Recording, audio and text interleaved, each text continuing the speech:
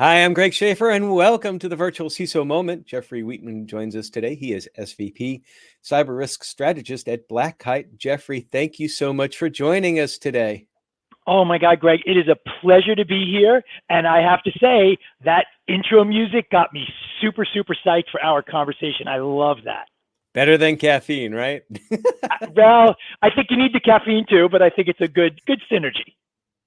So, we'd love to hear about your journey. Why did you get started in cyber, and what led you to where you're at today, and all the fun stuff in between? I love that because I got here, I think, in a non-traditional way, at least these days. I was a network guy. I was working for a consulting company that was being sold. So no new clients, and they basically stashed me at a small client site, and I had like 4 hours worth of work to do. And I stumbled on a website called 2600, and I found a series of tutorials from the happy hacker, Carolyn Minem. And I basically learned how to be a pen tester. They didn't even call it that back then. And it was way more fun and exciting than the stuff I was doing. And I decided that I'm a security person now, and I have just kind of gone through a succession of career moves that have gotten me here to, I spent 15 years as a research analyst at Gartner. I've built and run some security consulting practices, and, here I am helping people solve problems at Black Kite. So that's my kind of journey in a nutshell. Now, I noticed on your profile that you are still a speaker goon at DEF CON. So now I have to admit, I have never been to DEF CON, and it is Okay. on the bucket list for me to eventually go out there. But can you explain to kind of a noob like me, what is a speaker goon? I mean, it almost sounds like a bouncer for sessions. It's like, no, you can't come in, or you get kicked out because you've had too much coffee or something. Yeah, well, it's generally not coffee that people have had too much of, but so, as everyone knows or should know, DEF CON is the larger, quote unquote, largest hacker conference in the world.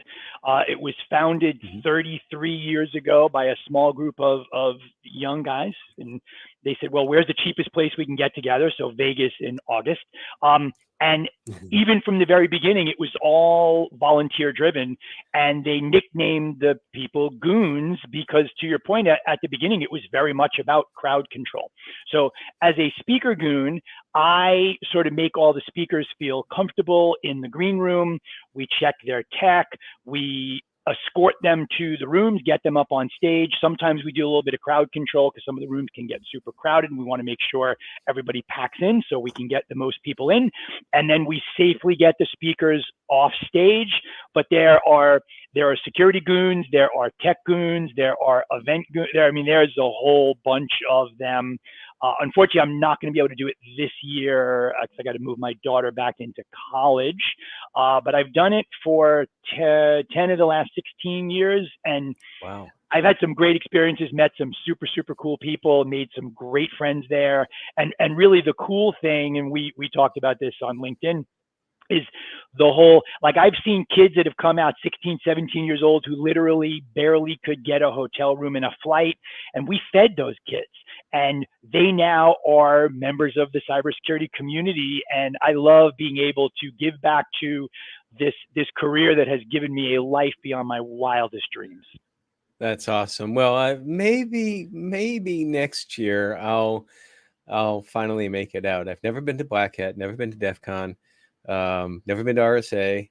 Really, for me, you mentioned that you came up, you're a former networking person. I am too. I guess the big conferences for me early in the career were NetWorld and Interop. Now, I did a lot of those in Vegas. I don't know if you ever attended those, but that was fun. That was fun times too. I mean, and I kind of equate that's what I guess some of these bigger conferences are like nowadays. Yeah. But Let's face it, Greg, if there's a conference, I've been there. I'm doing Black Hat this year with the company. DEF CON is sort of my own thing, so I'm a little bummed that I can't do it. But when you go, let me know. I will intro you around, and I probably got some cool tchotchkes I can give you when we're on site. Awesome sauce. Awesome sauce. And I hate that saying awesome sauce. Why did I just All right. You know what? We have to show our age, I think, and do the kind of dad thing every once in a while. Yeah, exactly.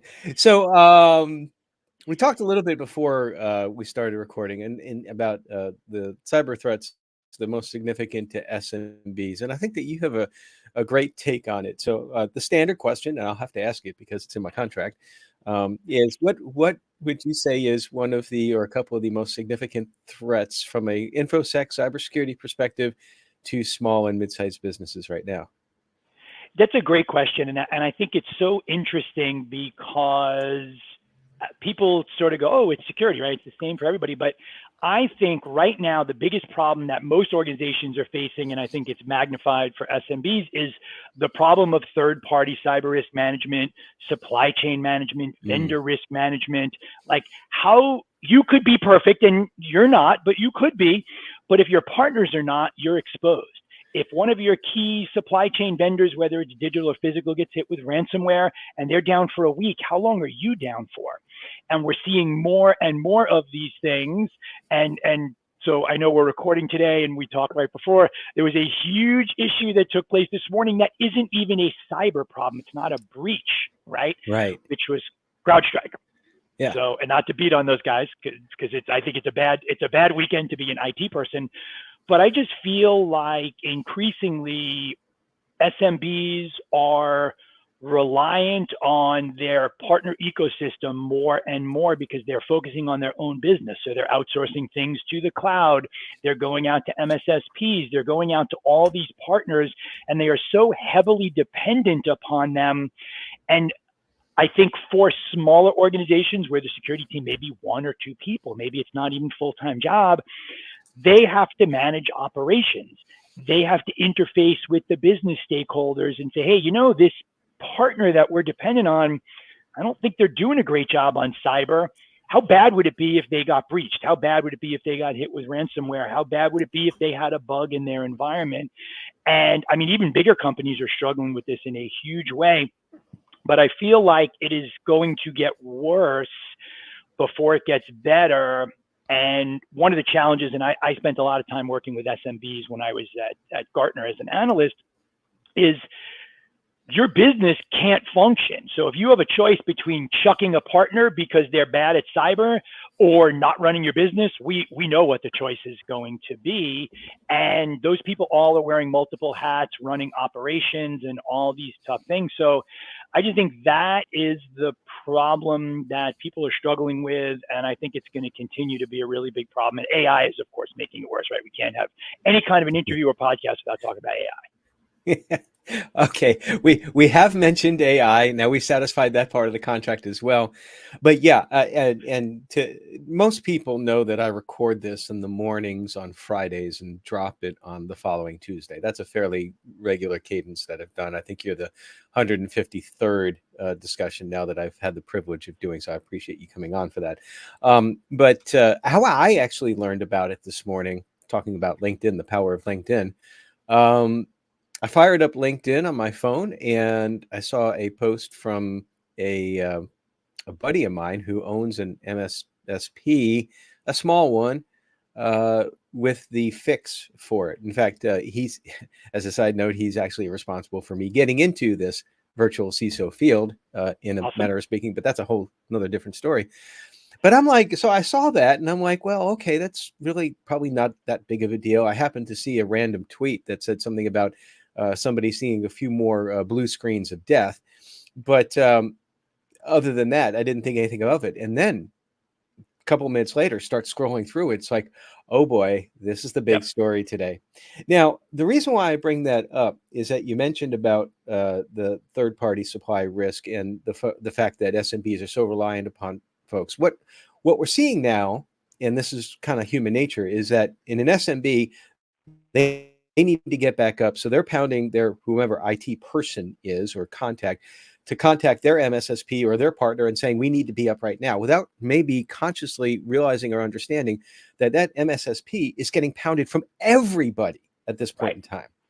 And I think that there's a risk where SMBs don't realize that even if you have a problem and you're down, may not be able to get it resolved immediately because of this. So, I mean, what is one of the things that SMBs can do? I know it's going to be hindsight 2020 by the time that this rolls, but to mitigate this sort of risk, because I mean, you look at airports, for example. There have been pictures of the screens there that are gone. A buddy of mine sent me, I don't know if this is correct or not, but he sent me a picture of like the globe, whatever they call that big sphere thing in maybe they call it the sphere. The sphere, yeah. The sphere. That's like blue globe of death, I guess it is. That's bad. And that's from the monetary side, we'll talk about that in a minute. But CrowdStrike apparently, like, they opened at like 20% down on their stock. But from an SMB perspective, okay, now you're going through this, get through it first and worry about figuring out how to fix the processes later. What should they be looking for as part of trying to fix that process? Yes, that's a great question. And this, I think, is a tougher one, only because this is so big. And it's not a breach, right? And you mentioned how I found out about it because I got a text from my daughter who's in grad school in healthcare in Philly. She's like, did you hear about the cyber thing, right? That's the problem right there. It's not actually a cyber thing. It's an operational thing. Correct. And I think that the short answer to your question is SMBs need to get ahead of the curve and at least understand what they are critically dependent on from a service and identify whether they have potential fallbacks. Now, in this case, there is no fallback. It looks like the fix might be quite easy, which is rolling back a driver that was part of the CrowdStrike package. But we'll probably know more when this goes up on Tuesday. But I think getting ahead of the curve and at least understanding what your dependencies are and figuring out whether you have a fallback and communicating that to your business stakeholders, right? To the people running operations, the people running finance, delivery, product, whatever, and just helping them understand, look, we are heavily dependent on these third parties. If they're down, we don't have a fallback. Here's some options. Some of them are going to be less expensive. Some of them are going to be more expensive. Some are going to be less impactful, some more impactful. But I think understanding sort of what I like to call digital ecosystem looks like, and at least understanding where your potential single points of failure are.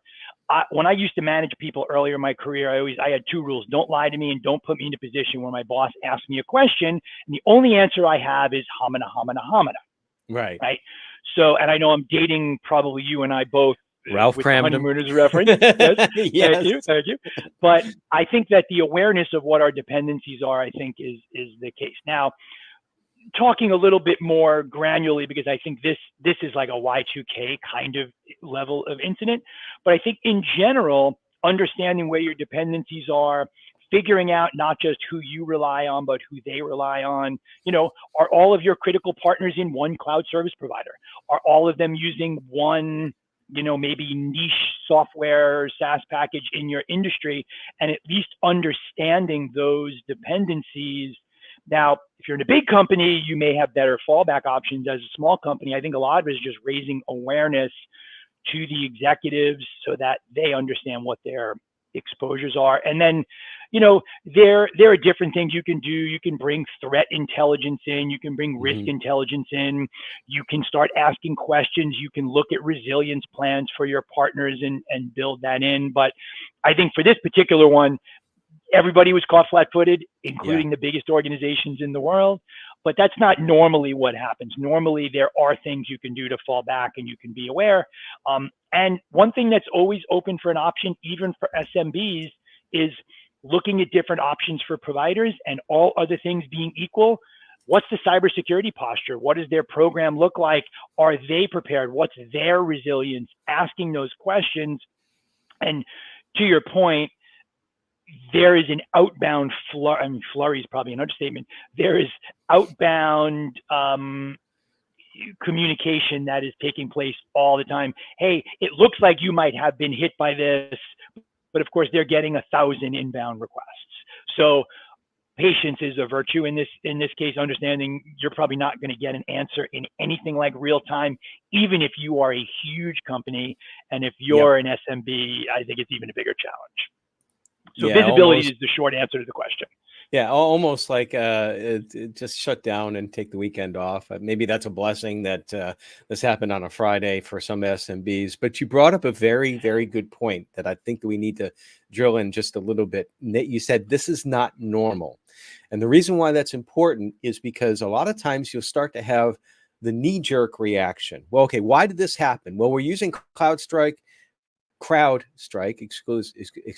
excuse me, a tongue twister. And the problem was because they pushed an update. Well, okay, you might have a CIO saying, in order to mitigate this, what we want to do is that we want to make sure that we don't have the updates pushed automatically like this. And that's the knee-jerk reaction, and that's the bad reaction. Because what does this software do? It helps mitigate threats as quickly as possible once they know about it. And if you put it off a week, then you're exposing yourself. So I think that to just build on your normal point there, don't go with this knee-jerk reaction of like, well, we got to change things now. Just ride this one out. This is not normal. You'll eventually get there. What do you think though about also like the tabletop type exercise to help identify? You mentioned identify your dependencies, your cloud dependencies. What do you think about that sort of like a tabletop to help find those? I'm a big fan of tabletops. I think what I always recommend people do though is give people different roles during the tabletop. You're the CEO, not today. Today, you're in charge of IT. You're the CIO or similar. Normally, you're the CIO, not today. Today, you're the CFO. And it doesn't always go the way we want. And I've hosted hundreds of these exercises in my career. But what you always get is, wow, I never thought about it that way before. Yeah. And it gets people to take different perspectives. And I think that's really important. If we operate in our silos, we frequently don't understand our internal dependencies, forget about our partners. So I think tabletops are a good exercise, but in a small and mid-sized business, you don't have a ton of resources. So I think you can do things that are facilitated. There's an old approach called the Delphic approach for assessing risk, which is all email-based. Mm-hmm. And I think that might be something good for people to look at. If you're a privately held company, I think you should have some kind of board oversight. I think bringing them in and helping them understand, because they're the ones that are going to be getting questioned. So I think tabletops are useful. There's no way anybody would have forecast a tabletop for this one, though. Right? No. And that's a good point where it's like, you cannot have a scenario for everything. I hate it when like some organizations say, well, we got to have a playbook that has every possible scenario. Really? How are you going to do that? There was an example I always talk about. It's going back 10 or 12 years, but there was a sinkhole in Manhattan in New York City that brought down a lot of operations in the area. And I was at Gartner at the time, and they wrote this research note. What happens if a sinkhole forms? And I went, no. I'm like, that's not the thing. Here's the note. What happens if your people can't get into your office, right? Right. I think we need to look at the bigger scenarios and be more risk-based and not necessarily threat-based. So I think those are useful. And in this case, maybe the scenario would be, what if all of our partners were down? Mm-hmm. And maybe the answer is we can't do anything, and that's fine, but you should know that, right? You should know that, and because you want to be able to make risk-informed decisions, and yeah, I like the idea. I never thought about that before, as far as like, well, flipping roles. I don't know how my clients would feel about that. I might have to propose at one point, because we're in tabletops season right now with our clients. We typically start midsummer. It's just our cadence, so I'll have to ask them about that. Yeah. Well, this is I mean, I posted on LinkedIn something along the lines of, we should be courteous and supportive of everybody every day. But Yep. today, again, this being when we're recording Friday, July 19th, especially have some sympathy, have some empathy, support your IT and InfoSec folks, because this is a very, very, very stressful time. And our industry can be very stressful. I emphasize on the podcast the need to get away or do something to decompress, something healthy. I've been quite open about the fact that I would sometimes decompress by having one too many alcoholic beverages, which, thank God, it's a blessing. I'm more than a year alcohol free. But Well, you and I had a little bit of an exchange on LinkedIn about that. I also am alcohol free and have been for a dozen years for that's that right. very reason. That's right. Yeah. I forgot that. That's right. Because several people came back and mentioned that. So thank you for your input and your support on that. But we need to do something healthy. We need to do something, whether it be mind healthy, spirit healthy, or physically healthy. What's one of the things that you do? Obviously not drinking, to get away, to decompress from when the crowd strikes of the world go crazy. Yeah, that's a great question, and I think we need to really think more about these things. What I have learned about myself is I'm actually, and I hope your listeners will find this, I'm actually an introvert. Me too. This takes a lot of work, and it can be very exhausting. So I'm a big exercise person. We have a Peloton. I try to lift weights, but honestly, a lot of my decompression really is just shutting my computer down and hanging out with my wife, hanging out with my kids. I'm a big reader. I love sci-fi. I love fantasy. I love stuff that's mindless because it allows me to kind of, decompress. My job is thinking all the time, and people don't realize how tiring that is. And my thoughts are always not great, but I really think that self-care, and I've tried as I've gotten older to be more self-aware of sort of what my current status is, right? Some days are easier than others. And I can tell at the end of the day, if my jaw hurts, I've been gritting my teeth all day. Oh, and that's a good point. And sometimes that gives you a headache too when you do that. I know. Yeah. But I think exercise, I've been trying to do more meditation, but I'm not that great at that. But I do think that people do need to step away. And I always tell people the problem you have, it'll be there tomorrow, and it probably won't really be much worse. Now, today is a bad example for that, but yeah, I think it's important that everybody sort of identifies something. And for me, it's exercise and hanging out with my family. And I know that may sound lame, but that's my thing. No, if I'm asked that question, it's the same thing. And really, it's just my wife and I, but that's one of our favorite activities. We're like tonight, we're just going to be home buddies watching On Patrol Live. That's our guilty pleasure. We love that show. And I think some people might be surprised that talking with you, you sound like that you wouldn't be an introvert. I'm actually an introvert as well too. Most people wouldn't understand that, but because, well, you're an introvert and you do this media podcast and all the other stuff, I'm like, yeah. And believe me, when I first started to do this was very difficult. Now it's kind of like riding a bike. I don't care if I mess up. I saw this great thing. It was a video, and I'll share it with you offline, and you can share it with your listeners. It was a psychologist who said, look, there are two ranges. There's introvert, extrovert, and then there's high social skills and low social skills. And he pointed out that introverts that have high social skills, which I think is a requirement for what we do, they tend to be the ones that struggle the most because it takes so much energy to bring it. So I'll send you that video. You'd be interested to hear your thoughts on it. But yeah, it sort of made me very self-aware. I said, it's no wonder I find these things so tiring sometimes. Well, I'm looking forward to seeing that. And yeah, I'll get done with this and I'll be like, okay, I need to go out and stretch my legs, take a walk before it gets to be 112 degrees outside. So what future plans do you have? So headed out to Black Hat. So feel free to come hang out. I also host a podcast, and I'm going to be doing some kind of roving interviews. I don't think I have nearly as many listeners as you do, but so I'm going to be doing some roving stuff.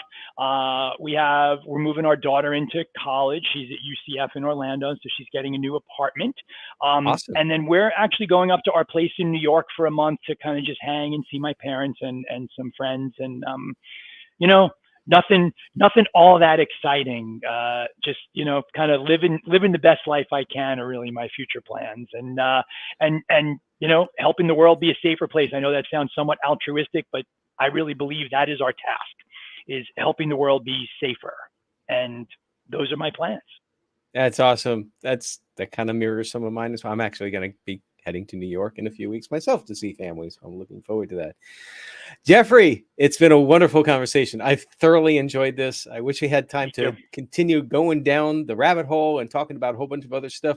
Hopefully for everybody out there, when you view this, CrowdStrike will be in the rearview mirror and you're all doing your postmortems with folks, and maybe take some of the suggestions here. Think about what would you do if you lost all of your services. But thank you so much for joining us today.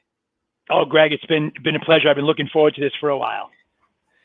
And I can't end without plugging the book, Information Security for Small and Mid-Sized Businesses. Please, if you're interested in it, go get it on Amazon. And until we speak again, everybody, stay secure.